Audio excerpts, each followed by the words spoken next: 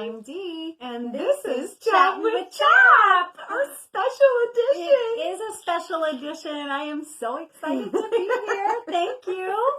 Yay! I'm so glad to have Dee here for today. Yeah. So today we are going to kind of go through some steps in the process of how to pull your kids from public school and get homeschooling, but just explain some details on that to ease your fears, your worries. Because it can feel terrifying, right? I know Absolutely. when I started out. So my kids were in school, and my son was starting to struggle, and someone mentioned homeschooling to me, and I had never thought about homeschooling. I'm like, that's the weird people. I'm not doing that. Who homeschools their kids? And this is my 21st year, and I'll be graduating my 7th. And so if I can do it, anybody can do it, and it's been so worth it. That's awesome. That is so awesome. So yeah, anybody can do it. It's. I know it seems really daunting. Maybe you've read the law and it's like, I don't get this, or there's a lot of parts to this, or there's lots of resources out there. I'll be giving you some resources in a little bit to help you understand the law and be able to read through it. There's lots of folks who are doing it, so you can ask them. But once you get your feet wet, it's really not bad. It may look overwhelming if you've taken a look at the law or whatever. It's really not. It's really, if I can do it, anyone can do it. And it's just a matter of figuring out a couple of steps to get started. And so that's what we're here for. Yeah, so we're going to explain some of that. So what is homeschool? Homeschooling it's parent-led. That means you as the parent get to make the choices, right? All the choices. And it's privately funded, which means you're not getting money from the government or from the school, which is from the government, or anywhere else to do your schooling. You are taking care of that yourself. That's right. But it's freedom also, because it's not school at home. No, it's not looking like you don't just replicate what it looked like when they were in school. It gives you a lot of freedom on what your children are going to learn, where you're going to learn it, when you're going to learn it, the who's, the hows. It gives you all of the freedom to make all of those choices for your family. And really, I mean, it sounds like a lot of responsibility, because it is. But as parents, that's what we're called to do. I mean, that's what being a parent is. That's taking the responsibility, not only early on to teach your children how to eat and walk and dress and all that stuff, but the education part too. So it's really just accepting that responsibility and going with it, and learning from it. And I think, which I've already said, but I'm going to emphasize it again, the biggest lesson I had to learn is it's not school at home. It's really hard. It's really not. It's really hard. I mean, I don't know if any of you have heard the term deschooling. I keep telling people I'm still deschooling myself because I went to public school and it's ingrained in my brain how things are supposed to be and how things are supposed to work. And this is my 15th year homeschooling, and I'm still learning. It's a process. Yeah, it's a process. Yeah, I remember when I stared, I set up a schoolroom. Not that there's anything wrong with doing that, but I set up a schoolroom with desks, and they were going to sit in those desks 8 hours a day. And I was just trying to replicate what I had experienced in school. That doesn't work. It doesn't. It really doesn't. Because the kids just, no one wants to sit still for 8 hours. Nobody. Not even the people who like to sit and read. Still for 8 hours. So you have to make it yours. And I did want to encourage you as you are going on this journey. So many people ask their school district office, okay, what do I need to do? What are the forms I need to fill out? How do I homeschool? And honestly, they don't know. And a lot of people I don't think realize that the homeschool law is actually different than the public school law. It's not the same thing, and it functions differently. Yeah. So we suggest that you not go to the school district for your advice, but you find other homeschooling families. And the resources that Ginger's going to share at the end, those types of things that will give you the accurate information, because what you might get from the school probably more than likely won't be accurate. Yeah, or off a little bit or something. There's always a little bit like, wait, your school district asked for what? So So in this whole, you're contemplating pulling your kids out, withdrawing your kids from school and all that. So we've talked with many parents that want to, but are like, it's kind of deer in the headlights. Like, oh my gosh, like I don't even know where to start, or this is terrifying. Just worried about the paperwork and the curriculum and how does the day look and how do I make sure that I'm following the law, and they think about all that. It feels overwhelming. So just a couple of tips on where to get curriculum. So there's a great resource called Kathy Duffy Reviews. I think it's .com, right? KathyDuffyReviews.com. She reviews all kinds of curriculum. So you can go out there and check out what she says is quality. And they describe it a little bit. So you can kind of see what the curriculum is about. That's one good spot. I mean, some people will tell you that you can get curriculum from the school. Yeah. But I don't suggest that you get your curriculum from the school. They're only required to give it to you if they have extra. Am I correct? Yeah. And they only give you the student material, not the teacher guide. And so it's just not really a good resource. But there are so many other great resources. You can go to Facebook. There are so many homeschool Facebook groups, curriculum groups that you can go on, and Facebook groups where you can go and just ask questions. What are you using? How does that work? Who uses what for this grade? And yeah. So, and if you're looking, if finances are an issue, there's a website called homeschoolingonshoestring.com that just shows you how to do things cheaply. There's also, it's called Easy Peasy Homeschool, but the web address is allinoneHomeschool.com. That's free. It is Christian. Absolutely free. Absolutely free. All of it. Kindergarten K through 12. Yeah, kindergarten through 12th grade. Free. You can go on there, choose your grade.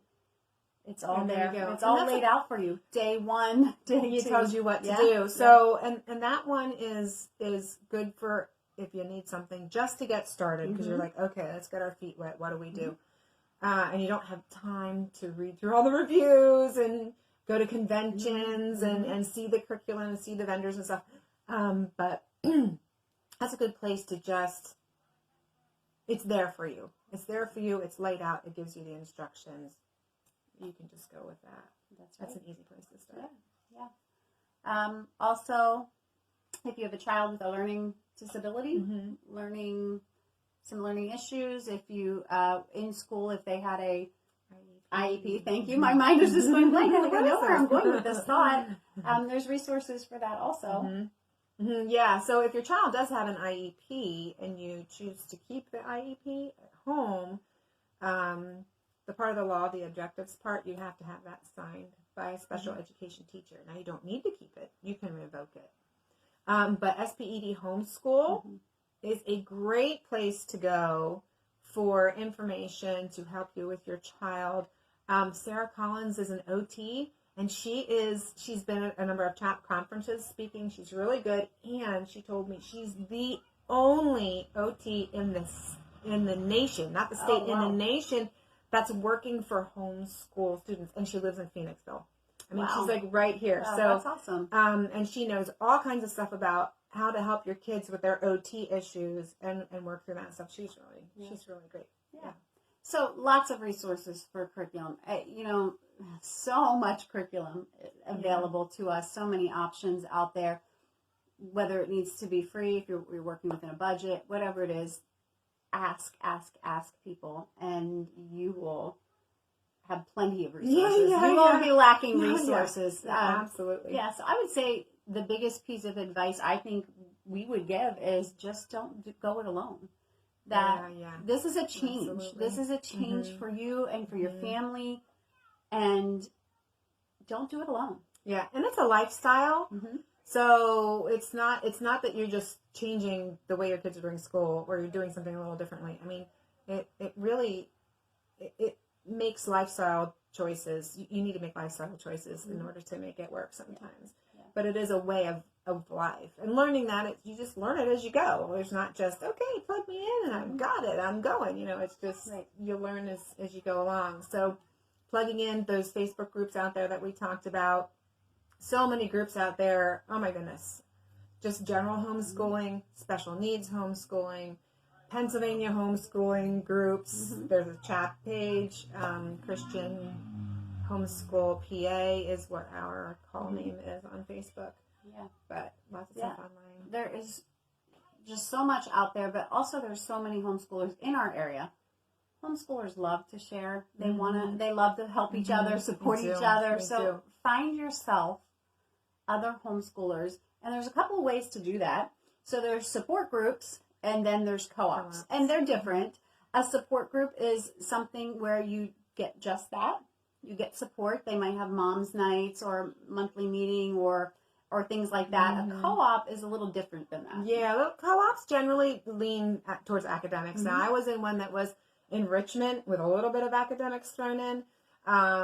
We're in one that's a little more academic focused, especially for the secondary aged kids. And there's some that are totally academic, hiring the teachers, that kind of a thing.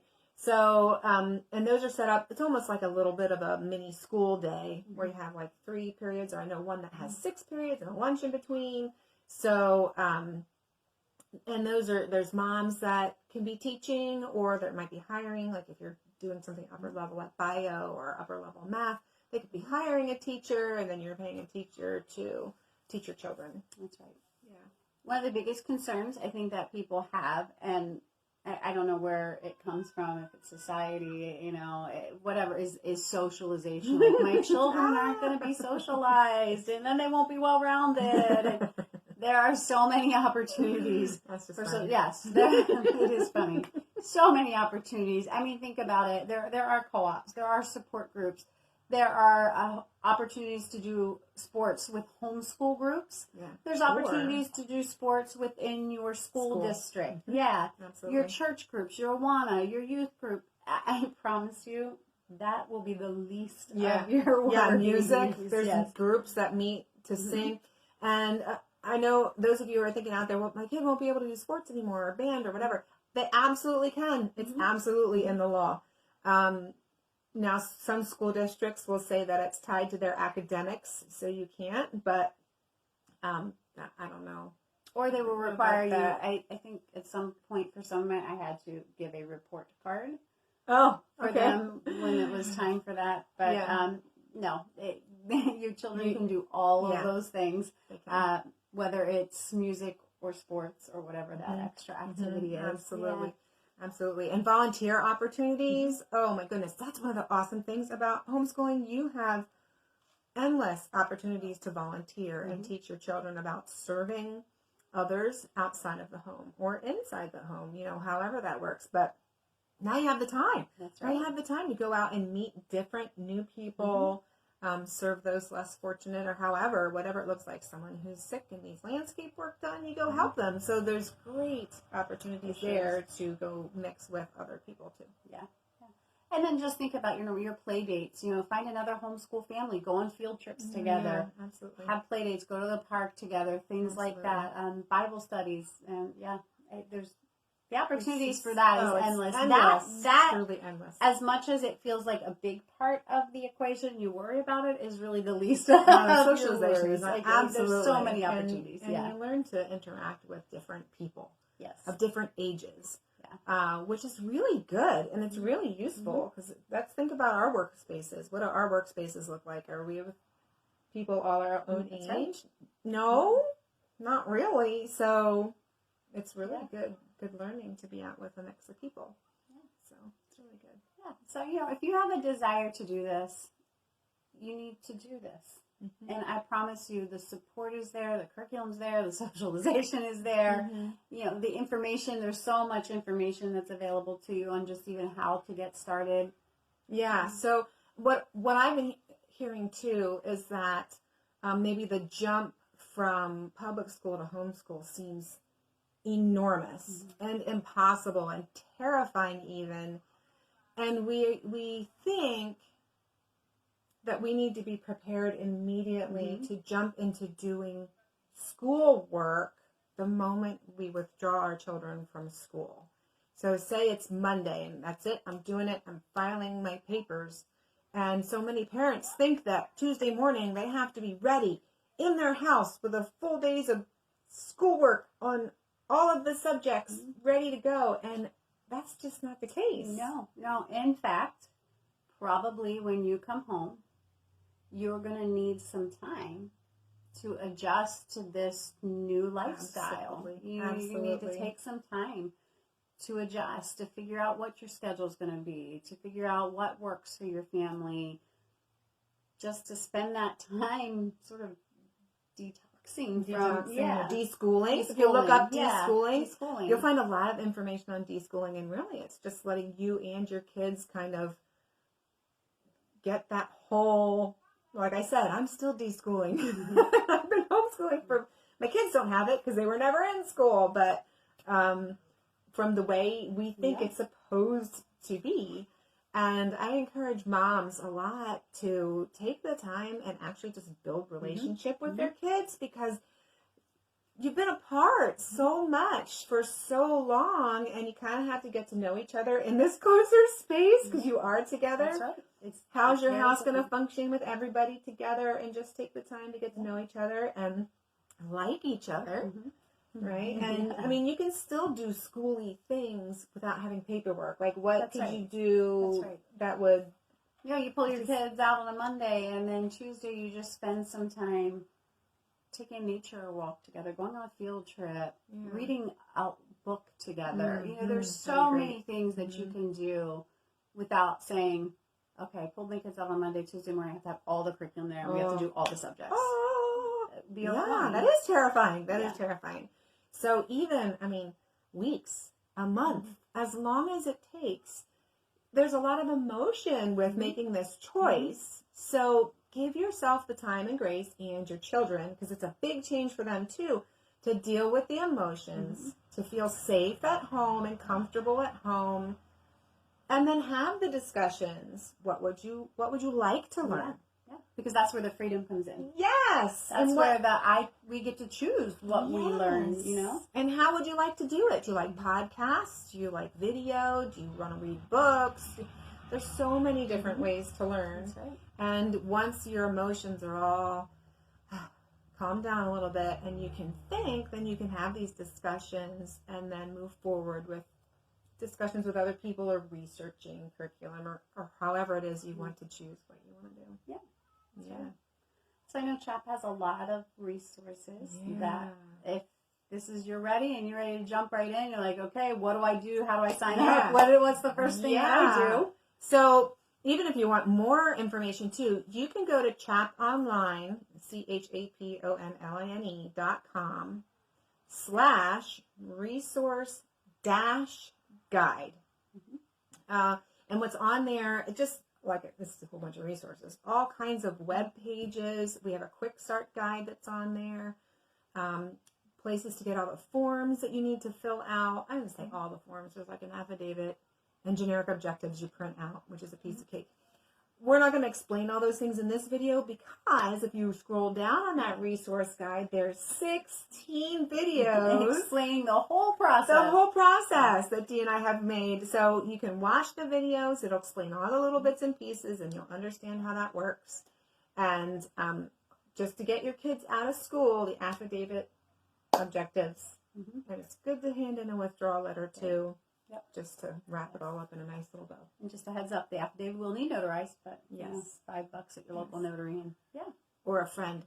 Or a friend who's a notary. Find a friend who's a notary. That's right. So, okay, this is good, right? It is good. I think we did. I think we covered a lot. Like I said, biggest thing is don't go it alone, and you don't have to go it alone. There's so much support out there. I did want to mention Chattin with CHAP episode 145 just talked about groups, forming groups, finding groups, how that works. So if you're interested in groups, or maybe making a little group with your buds, listen to that one and see. Gives you some good information. All right. This has been This has been Chattin with CHAP. See ya. See ya.